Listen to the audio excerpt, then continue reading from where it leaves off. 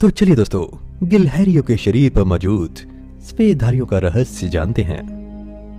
माता सीता का हरण होने के बाद भगवान राम को लंका तक पहुंचने के लिए उनकी वानर सेना को लंका से जोड़ने के लिए समुद्र के ऊपर पुल बनाने के काम में लग जाती है।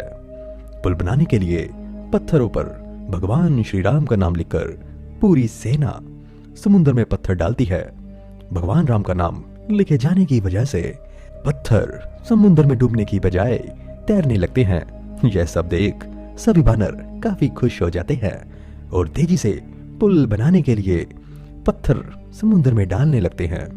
भगवान राम पुल बनाने के लिए अपनी सेना के उत्साह, समर्पण और जुनून को देखकर काफी खुश होते हैं।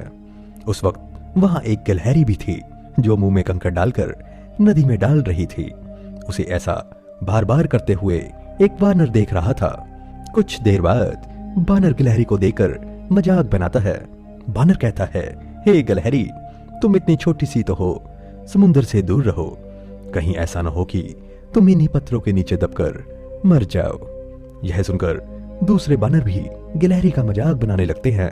गिलहरी यह सब सुनकर बहुत दुखी हो जाती है।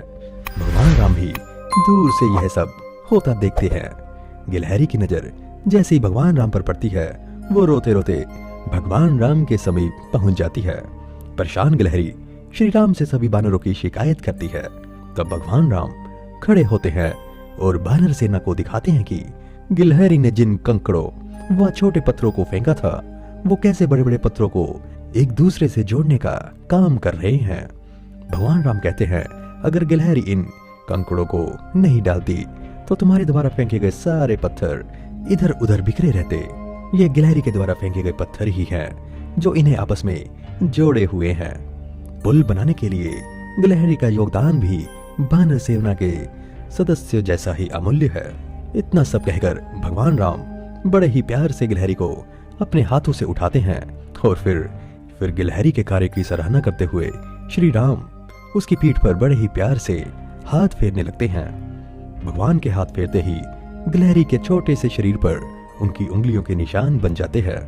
तब से यही माना जाता है कि गिलहरी के शरीर पर मौजूद सफेद धारियां कुछ नहीं बल्कि भगवान राम की उंगलियों के निशान के रूप में मौजूद उनका आशीर्वाद है।